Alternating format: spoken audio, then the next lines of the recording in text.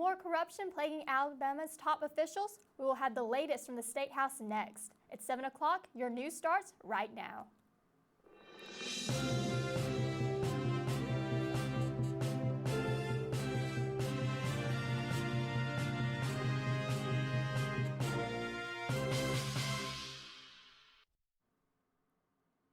Thank you for joining us for Eyewitness News at 7. I'm Kara Rhodes. We begin with breaking news just into our newsroom. An arrest has been made in a spree of car burglaries in the area of East Thatch Avenue and Magnolia Avenue in Cedar Crest Circle. Shaheem Trimble, age 19 from Auburn, Michael Trimble, age 20 from Montgomery, and a 16-year-old male from Auburn were each charged with several counts of breaking and entering a motor vehicle, several counts of theft of property, and possession of marijuana second degree. Additionally, Shaheem Trimble was charged with carrying a pistol without a permit and Michael Trimble fleeing and attempting to elude police. Both are being held in the Lee County Jail on a $19,000 bond. News tonight out of Montgomery, where Chief Justice Roy Moore is once again at stake of losing his position of Chief Justice for the state of Alabama. Community editor for the Auburn Plainsman, Chip Brownlee, joins us with more from today's proceedings. The Court of the Judiciary met today, which is a 9-member panel. They are charged with basically overseeing all of the state's judges, making sure that they follow ethics laws, that they don't break the laws, that they are sound in the decisions that they're making. So that Court of the Judiciary has 9 members, and it's the same court that in 2003 removed the same guy, Chief Justice Roy Moore, from the bench then for having a granite monument of the Ten Commandments in the Judicial Center in Montgomery. So that same court met today to consider another case with Roy Moore that stems from an order that he issued on January 6th. He issued an order that basically the prosecution, essentially in this case, says that he issued an order that told the state's 68 probate judges to basically ignore the U.S. Supreme Court's decision to basically legalize same-sex marriage across the United States. A ruling was not handed down today, but one will be issued in the next 10 days. Due to a law mandating the age of Chief Justices in Alabama, this is Moore's last eligible term to serve. More trouble from the governor's mansion tonight. Alabama Governor Robert Bentley and his attorney Joe Epsy have parted ways. Epsy says that while he was out of town last week, a situation arose that creates a conflict of interest. Bentley is only one of Epsy's notable clients. Another, Milton McGregor, is the owner of Victoryland, the recently reopened Macon County gaming facility that has been involved in an extensive multi-year legal battle with the state over the legality of its gaming machines. An update tonight on the Magnolia Street Oak that was set on fire Saturday evening during the celebration of Auburn's win over LSU. Suspect Joshin Wiss was spotted allegedly lighting toilet paper on fire, engulfing the tree in flames. He is originally charged with misdemeanor public intoxication and defamation of a venerable object. After a hearing Monday afternoon, an additional charge of felony first-degree criminal mischief has been added. Eagle Eye reporter Jonathan Thomas has more on the story. What started out as a night of celebration quickly turned into a blazing tragedy for one of our beloved Toomer's Oaks. After a nail-biting win against LSU, thousands of Auburn fans took to the streets to roll the trees at Toomer's Corner. Once the toilet paper rolls settled, one of the oaks was lit on fire as the Auburn community watched in shock. I wasn't actually too worried at the beginning because I remember they'd been caught on fire before. Right after they had gotten poisoned when someone was lighting a cigarette. I thought it was incidental. Probably the same thing happened as someone lighting a Victory cigar or something, but I found out later that it was a lot worse than people might have thought. The Auburn Police Department was able to detain the alleged arsonist, and he was charged with a Class A misdemeanor, and his bond was posted at $1,000. I think the charges seem pretty low. Having witnessed everything they went through to plant the trees last year, it's a lot of work and effort that went into them for a $1,000 crime that kind of doesn't seem equal. While the tree is expected to make a full recovery, the Auburn community is now left to wonder why. In Auburn, Jonathan Thomas, Eagle Eye TV. Auburn University released a statement asking fans to refrain from rolling the Oaks during homecoming weekend. The ban will remain in effect pending the Oaks test results. More news from downtown. This week is the annual homecoming celebration. This weekend, before the Tigers take on the Warhawks of Louisiana Monroe, there are several events for fans to enjoy. Parades, pep rallies, and many campus departments events. Stay tuned for sports for a full preview of this weekend's matchup.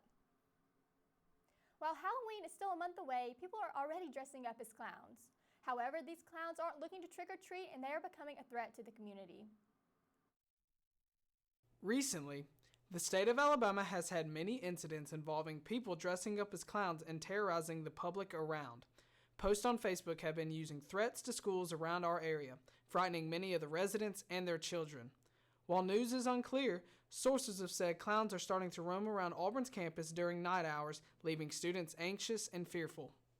I think it's messed up. These people are dressing up as clowns because at first they were messing with little kids and high schoolers and middle schoolers, and now they're giving death threats and bomb threats to different schools and places around the world and Southeast mostly. The Department of Public Safety on Auburn's campus has sent out emails regarding the clown situation. If you or anybody else sees a clown, please do not hunt for it. Call 911 or come to the police substation by the Student Center and let the Auburn Police Department handle their situation. Honestly, we just want to advise all students to walk with a buddy, use the blue light safety system because, you do pay for it, as well as don't go out hunting for clowns because that's not cool, and it's not safe, so be safe. In Auburn, Ben Bracken, Eagle Eye TV. All students need to be aware of this situation and always report it to the local authorities. Congressional leaders have broken a stalemate over money to address the Flint, Michigan water crisis, clearing the way Wednesday for a spending bill needed to keep the government running until December. The spending measure also would provide long-delayed money to fight the Zika virus and help Louisiana rebuild from last month's disastrous floods. House Speaker Paul Ryan said the breakthrough on Flint will help unlock the short-term government spending bill, which has been stalled in the Senate. When we come back, we'll have a full recap of this week in Auburn sports. You're watching Eyewitness News at 7.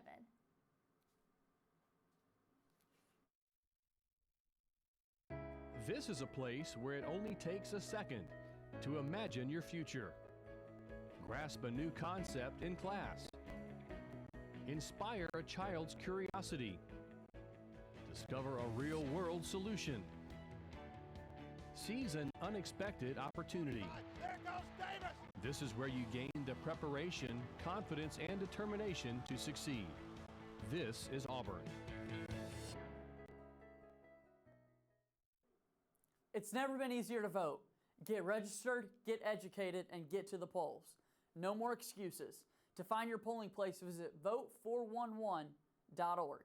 This is a public service announcement of Eagle Eye TV, your eye on the White House. It was a week full of wins in Auburn sports. I'm Sarah Palczewski, and this is Eagle Eye Sports.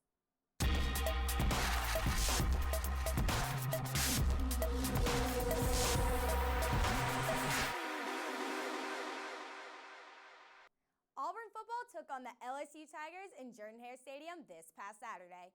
The Auburn offense struck first after Daniel Carlson made a 51-yard field goal midway through the first quarter. LSU responded by driving down the field for a touchdown. However, Auburn bounced back with 3 more Daniel Carlson field goals to take the lead, 12-10 halfway through the third quarter.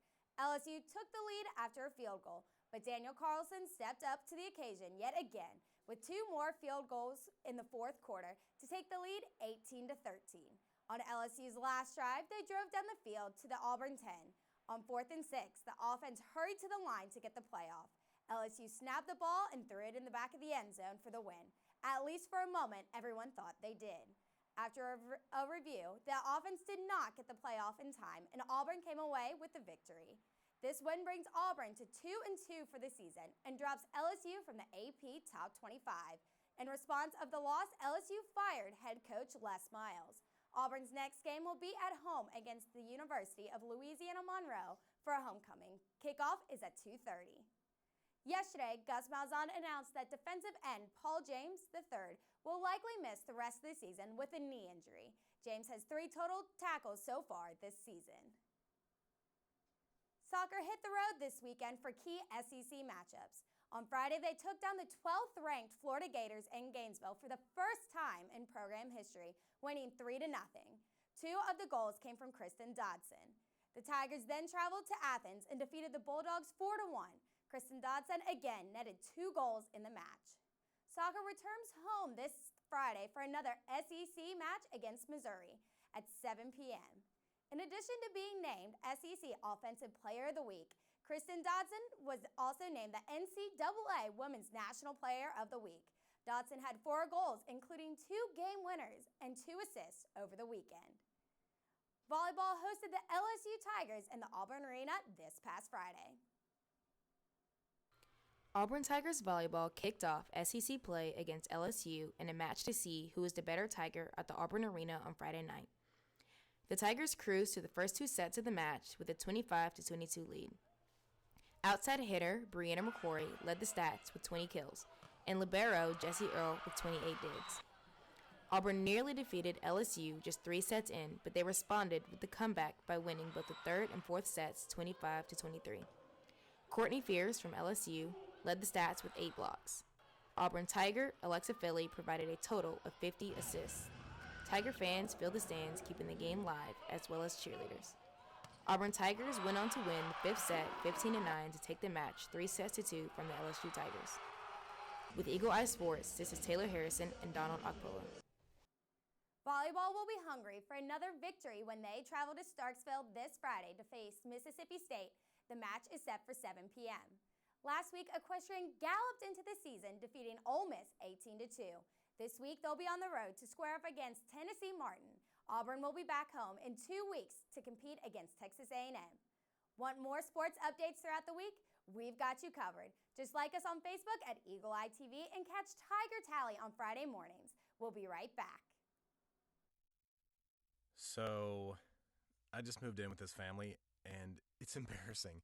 The little one, he likes to go outside and crawl around in the giant litter box. I don't know what he's doing. I mean, I was born and I knew how to use the litter box. Look at that. That's disgusting. Oh, poop already. You're making me nervous. Oh, okay, I can't look at this anymore. I really hope he grows out of this, for his sake. I hope that you've been able to learn a strong work ethic surrounded by character, integrity, perseverance, so that when your 1 second comes, you'll be prepared for it.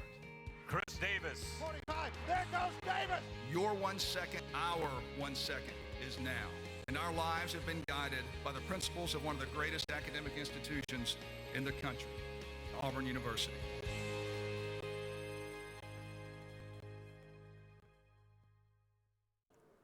Our democracy is a government of the people, for the people. And let's keep it that way. Vote November 8th. Get registered. Learn the issues and cast your vote. It's really that simple. This is a public service announcement of Eagle Eye TV, your eye on the White House. Hey guys, I'm Jared Dillard here with your Eagle Eye weather outlook. Let's take a look at the school cast. In the morning this morning, temperature at 71 degrees, humidity at 92. But then around lunch, temperature dropped down to 83, humidity at 54%. And then at night, temperature 61 degrees, humidity 31%. So the hair is not going to be as crazy as it usually is. Looking at our 5-day forecast, on Monday, 92 degrees with a low 68, still kind of hot, partly cloudy, so you get a little bit of shade in there. Tuesday, it starts to cool off, 86 degrees, partly cloudy, a low of 61. And then check this out, Wednesday, Thursday, and Friday, it's going to be sunny, but 87, 82, and 82, lows in the 50s. This week, the end of the week especially, is going to be really good for all of us. Taking a look at the map of the United States, Salt Lake City is at a nice 75 degrees. Dallas, it's a lot cooler in Dallas than it is in Alabama right now, is at 73 degrees. Auburn is at 92 degrees, and New York is at 73 degrees. Now on to our next map. We have Montgomery over here. It's 93 over in Montgomery. When we look back at Auburn, it is 92 in Auburn and 91 in Columbus. So that's going to be it for your Eagle Eye weather forecast. The end of the week is going to look really good. October is around the corner. It's going to get a lot cooler. We're going to send it to a quick commercial break and then be back with an interview. You're watching Eagle Eye TV, Channel 6. So, I just moved in with this family, and it's embarrassing. The little one, he likes to go outside and crawl around in the giant litter box. I don't know what he's doing. I mean, I was born and I knew how to use the litter box.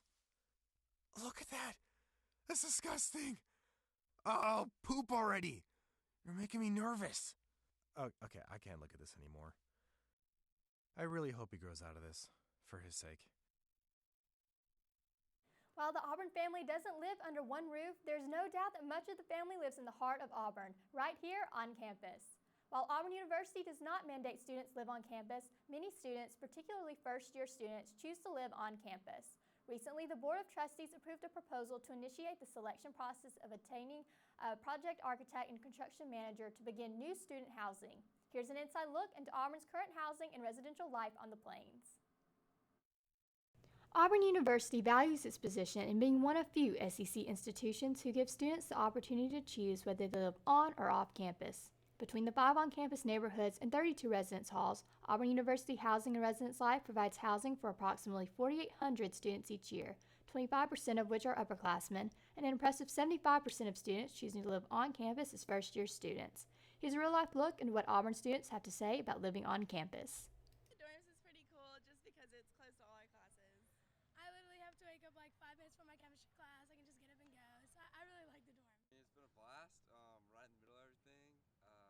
Got some crazy stories, you know. I'm actually from Oklahoma, and so it's helped me meet some great people that I know are always going to be there for me if I need anything. Campus has been great. I'm close to Chick-fil-A. I'm close to all my classes. I can come back and get a nap in between.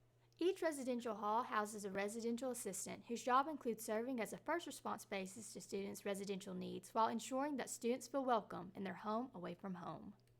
So one of my favorite things about being an RA is just that we get to interact with people so much. Really, a lot of what being an RA is kind of just hanging out and being friends with people in the hall and just kind of trying to build a really great community in the hall.